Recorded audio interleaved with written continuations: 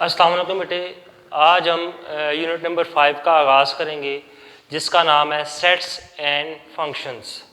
तो बेटे सबसे पहले हम वर्ड सेट को डिफ़ाइन करते हैं। सेट किसको कहते हैं?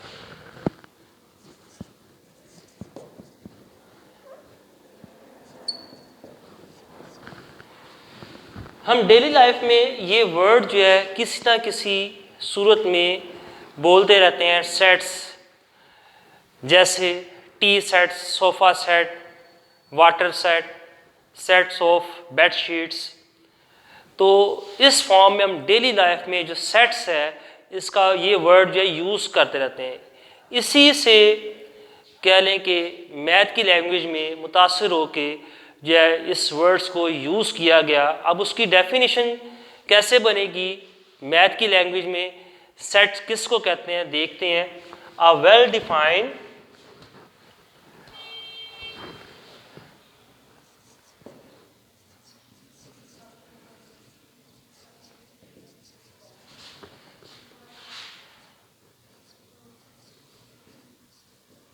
collection of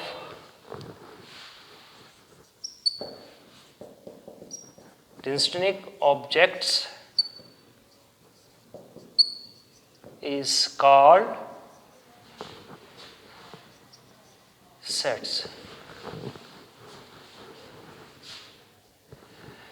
कहते हैं कि ये डिफरेंट ऑब्जेक्ट्स को, ऑब्जेक्ट्स जो हैं बेटे ये डिफरेंट टाइप्स के हो सकते हैं।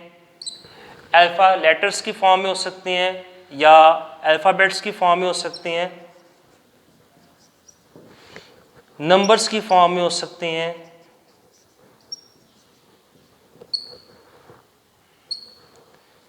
या ये वर्ड्स की फॉर्म में हो सकते हैं।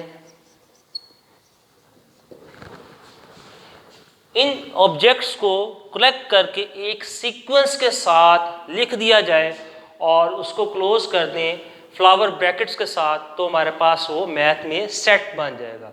ठीक है, तो हम डिफरेंट ऑब्जेक्ट लेटर्स, नंबर्स या वर्ड्स को कलेक्ट करके एक सीक्वेंस के साथ लिख दें और उसको कर्ली ब्रैकेट के साथ क्लोज कर दें, तो वो हमारा क्या बन जाएगा? सेट बन जाएगा। जैसे नंबर की फॉर्म में अगर मैं एग्जांपल दूं तो ये 1 2 3 4 सोन, ये जो है एक सेट है। ये क्या है? सेट है। ठीक है, जिसमें जो नंबर्स को कलेक्ट किया और एक तरतीब के साथ लिख दिया गया। इसमें याद रखना है सेट में कोई भी नंबर जो है वो दोबारा रिपीट नहीं होगा। ठीक है, जब भी सेट लिखा जाता है तो नंबर्स जो हैं या वर्ड्स जो हैं लेटर एक तरतीब के साथ सीक्वेंस के साथ लिखे जाते हैं और जो एलिमेंट्स हैं ये जो सारे हैं ये सेट के एलिमेंट्स हैं। ठीक है, कोई भी एलिमेंट्स सेट में दोबारा जो है रिपीट नहीं होता। जैसे 1 है, 1 2 3 4 एक सीक्वेंस के साथ ये सीरीज जारी है, तो ऐसा नहीं होगा कि 4 के बाद फिर 1 आ जाए, ऐसा नहीं होगा। यानी कि एलिमेंट्स दोबारा जो इसकी रिपीटेशन जो है वो नहीं होगी। ठीक है, तो इस तरीके से है। अब इसको सेट को बेटा जो डिनोट किया जाता है वो कैपिटल लेटर्स के साथ जो इसको डिनोट किया जाता है।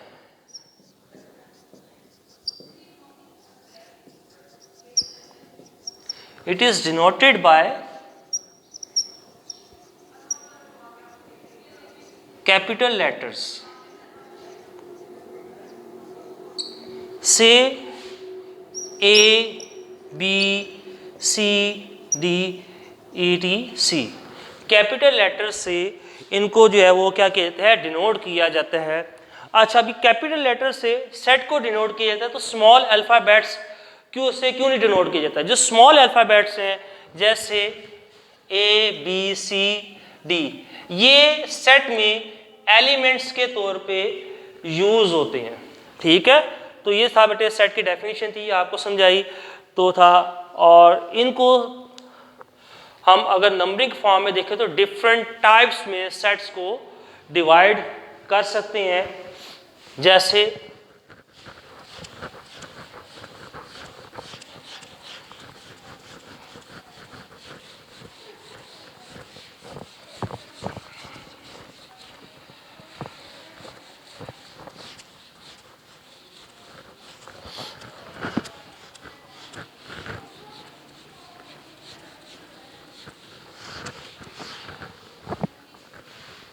नंबर्स में बेटे सेट्स को हम डिफरेंट टाइप्स में डिवाइड करते हैं। कुछ सेट्स आपकी बुक में ही मौजूद हैं, पेज नंबर 86 पे। जैसे आपको पता है नेचुरल नंबर,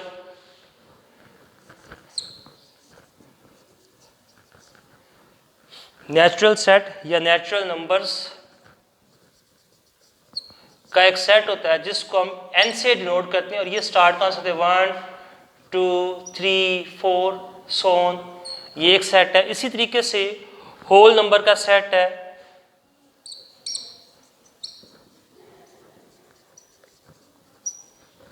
जिसको कैपिटल W से शो करते हैं, और ये 0 से स्टार्ट होता है, सो ऑन। ठीक है, इसी तरीके से डिफरेंट जो है सेट्स को एक्सप्लेन किया गया है। बेटे आपने इसको देख लेना है, MCQs के लिहाज से कुछ ना कुछ इन सेट में से पूछ सकता है, तो आपने देखें। अच्छा, सेट्स को हम 3 वे से जो है वो डिफाइन कर सकते हैं।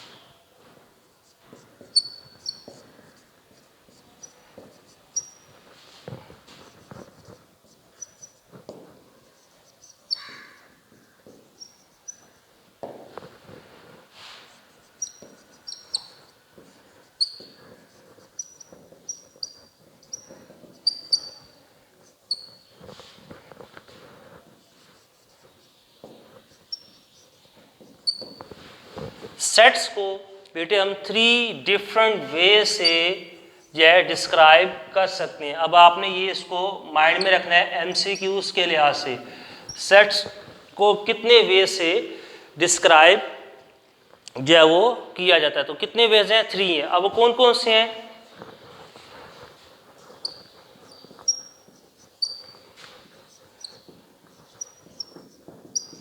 Descriptive method,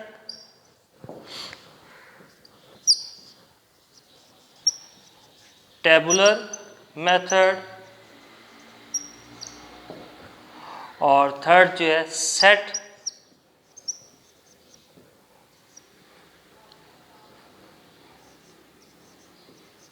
builder method. ये 3 मेथड के नाम हैं जिनके ज़रिए हम सेट्स को डिफाइन कर सकते हैं। डिस्क्रिप्टिव मेथड, टेबुलर मेथड और सेट बिल्डर मेथड की फॉर्म में हम सेट्स को बेटे डिफाइन जो है वो कर सकते हैं।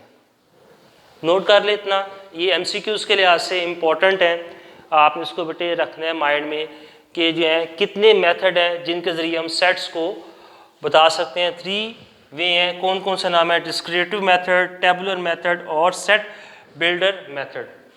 इन मेथड के ज़रिए हम सेट्स को जो है वो एक्सप्लेन कर सकते हैं।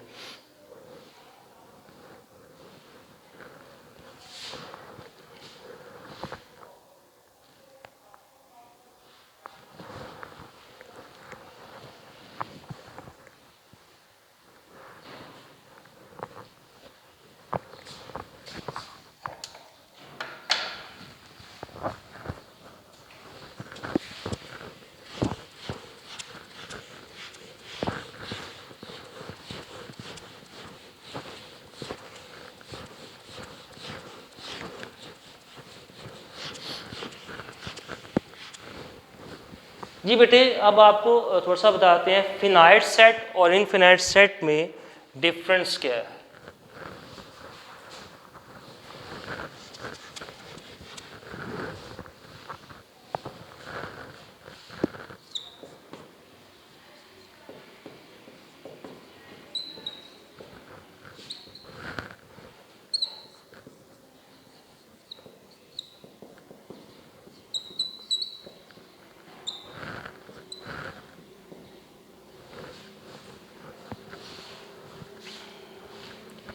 जी बेटे, फिनाइट सेट किसको कहेंगे? एक ऐसा सेट जिसमें स्टार्टिंग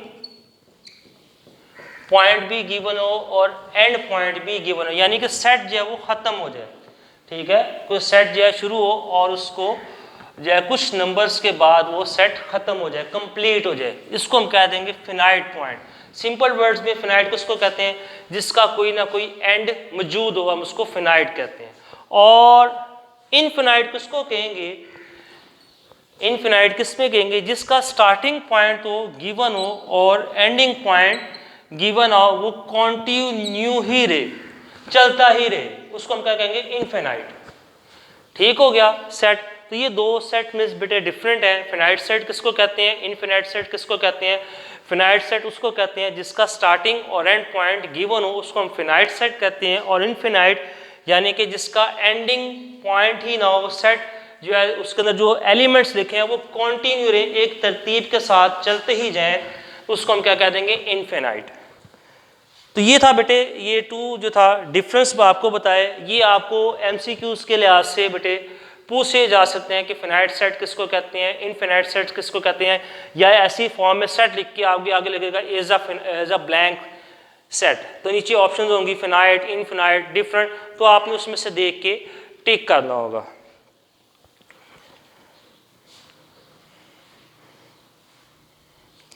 जी बेटे आगे जो है अब एक्सरसाइज स्टार्ट करते हैं और छोटी छोटी जो चीज़ें हैं इसमें वो सीखते हैं।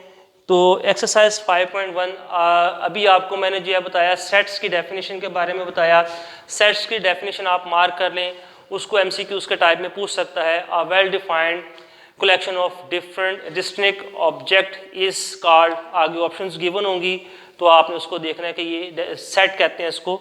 इसी तरीके से बाकी आपको बताया 3 वे से हम सेट्स को डिफाइन कर सकते हैं, तो ये भी आपका एमसीक्यूज मौजूद है। उसके बाद फिनाइट सेट, इनफिनाइट सेट किसको कहते हैं। और इसके अलावा पेज नंबर 86 में ये जो है डिफरेंट जो है सेट्स गिवन है, natural sets, whole sets, prime set, odd number set, इनको बेटे आपने माइंड में रखना है। इसमें से कोई भी सेट आपको लिख के बता सकता है या नंबर से देगा इस सेट को किससे डिनोट करते हैं, तो आपको उसको बेटे माइंड में रखना है। जैसे फॉर एग्जांपल अगर मैं ये ऐसे ही लिख दूं, चलता रहे इज डिनोटेड बाय,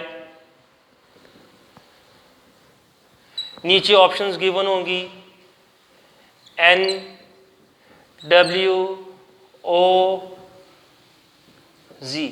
तो इसमें से आपने देखना कि ये सेट जो है, जो एलिमेंट्स हैं इसमें लिखे हैं किस सेट से बिलोंग है, तो आपने उसको देख के टिक करना होगा एमसीक्यूज में। जैसे ये जो सेट मैंने लिखा है 1 2 3 4 5, ये जो है नेचुरल नंबर का सेट है, तो मैंने इसको एन को टिक कर दिया, जिसको हम जो सेट को डिनोट करते हैं किससे? एन से डिनोट करते हैं, कैपिटल लेटर से डिनोट करते हैं। ये भी आपने रखना है, set is denoted by small alphabets, capital alphabets, इस तरह की ऑप्शंस आ सकते हैं, तो उसको आपने माइंड में रखना है। तो बेटे स्टार्ट करते हैं अब एक्सरसाइज 5.1। इसमें जो रूल्स अप्लाई होंगे उसको हम देखते हैं कि टू सेट्स का यूनियन किस तरीके से फाइंड किया जा सकता है, इंटरसेक्शन किस तरीके से हम फाइंड कर सकते हैं।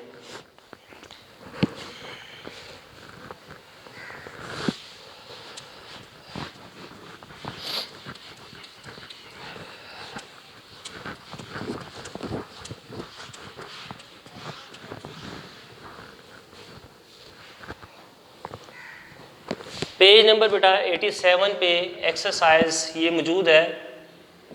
अब आपने यहाँ पे मैं एक बेसिक जो है कॉन्सेप्ट आपको बताऊंगा, यूनियन ऑफ सेट्स।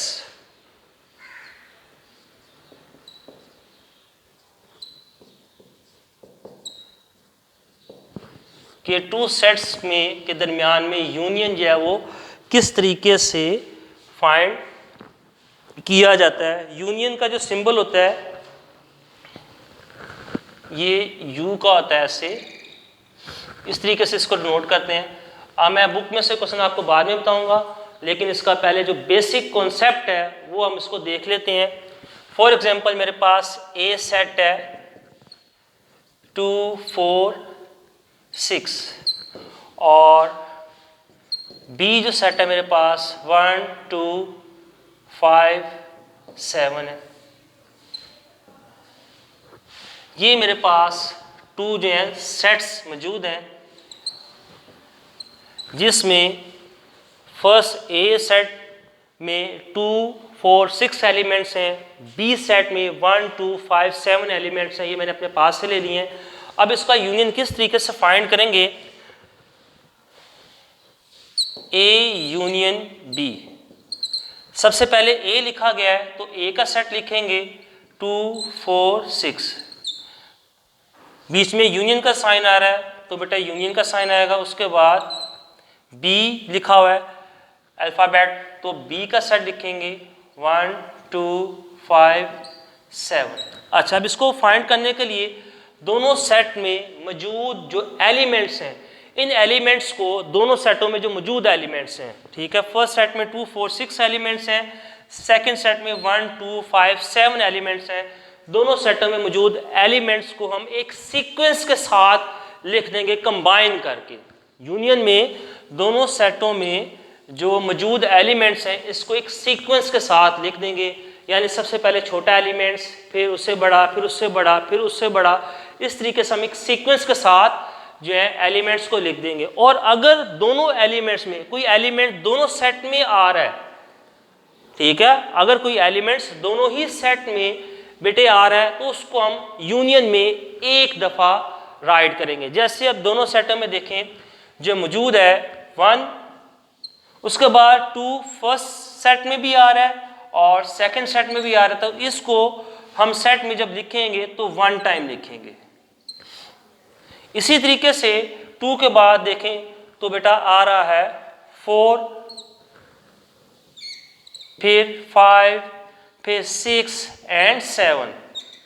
ये हमने जो है ए यूनियन बी जो है बेटा फाइंड कर लिया। ठीक हो गया। तो इसको हमने बेटे किस तरीके से फाइंड किया है यूनियन को, कि जो सेट हमारे पास गिवन है लिखने के बाद, यानी कि ए पहले लिखा है, यूनियन लिखा है, बी लिखा है, तो ए का सेट पहले लिखेंगे, जो अल्फाबेट पहले लिखा होगा उसका सेट पहले लिखेंगे, यूनियन का साइन यूनियन, फिर बी लिखा है तो बी का सेट आ जाएगा। यानी कि इसको फॉर्म को देखते ही आपने आगे फॉर्मेट जो है वो क्रिएट करना है। ए लिखा हुआ है अल्फाबेट पहले, तो इट्स मीन कि हम ए जो सेट है ए का वो पहले लिखेंगे, यूनियन आ गया यूनियन लिखेंगे, फिर बी अल्फाबेट लिखा है तो फिर बी का सेट लिखेंगे। अब इसमें से दो सेटों में हमने यूनियन फाइंड करना है, तो उसका तरीका ये है कि दोनों सेटों में जो मौजूद एलिमेंट्स हैं इनको तरतीब के साथ लिख देंगे, यानी छोटे एलिमेंट से लेके बड़े एलिमेंट तक हम एक सीक्वेंस के साथ लिख देंगे। जो दोनों सेटों में मौजूद एलिमेंट्स हैं अपने पास से कोई इंक्लूड नहीं करना। और दूसरी सेकंड वे बात यह है कि अगर जो एलिमेंट्स कोई दोनों सेटों में आ रहा हो तो उसको हम यूनियन में फाइंड करते सिर्फ एक दफ़ा ही लिखेंगे, दो दफ़ा नहीं लिखेंगे। जैसे ये एलिमेंट 2 और 2 आ रहा था, दोनों सेटों में मौजूद है, तो आपने 2 टाइम 2 नहीं लिखना, सिर्फ उसको 1 टाइम नीचे यूनियन फाइंड करते हुए लिखना है। तो ये था बेटे यूनियन फाइंड करने का मेथड था। तो इसको नोट करने फिर आगे जो है वो कंटिन्यू करते हैं।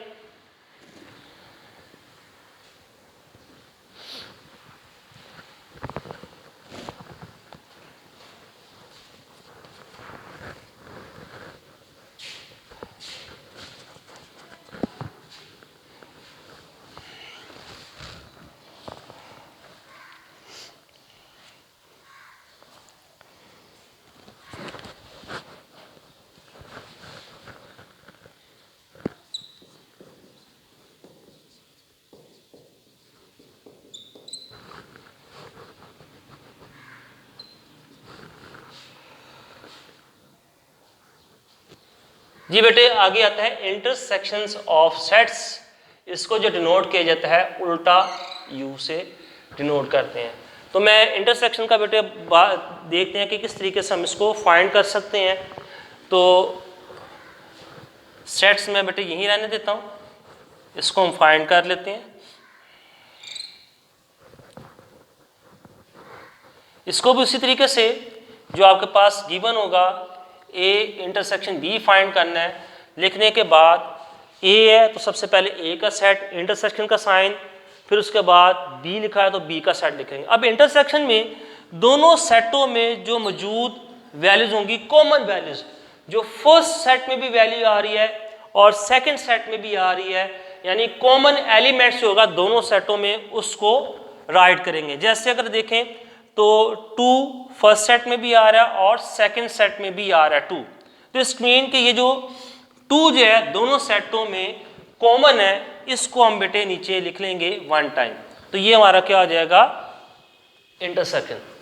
ठीक है, इंटरसेक्शन में क्या करेंगे, जो दोनों सेटों में मौजूद कॉमन एलिमेंट्स होंगे, यानी कि ए सेट में भी आ रहे हो और बी सेट में भी आ रहे हो, उसको बेटे हम लिख लेंगे, वो हमारा क्या आ जाएगा, इंटरसेक्शन हो जाएगा।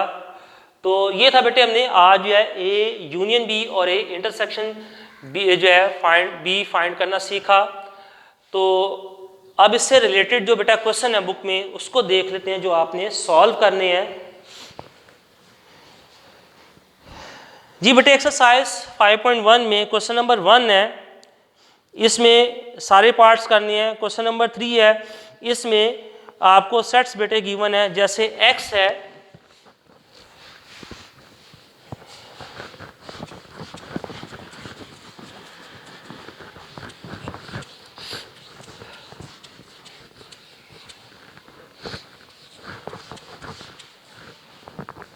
सेट में राइट कर देता हूँ, उसको आप फिर बेटे कर सकते हैं। क्वेश्चन नंबर 1 में सारे पार्ट्स करने हैं, part number 1, part number 2, part number 3 और पार्ट नंबर 4 इंक्लूड है। क्वेश्चन नंबर 3 में आपने क्वेश्चन नंबर 3 भी बेटे आपने कंप्लीट करना है।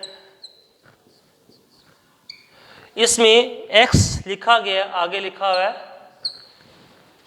इसका मतलब है x जो है ये एम्प्टी सेट है, कोई एलिमेंट्स मौजूद नहीं। दूसरे नंबर पे लिखा गया है y z प्लस, यानी z का मतलब है इंटीजर सेट।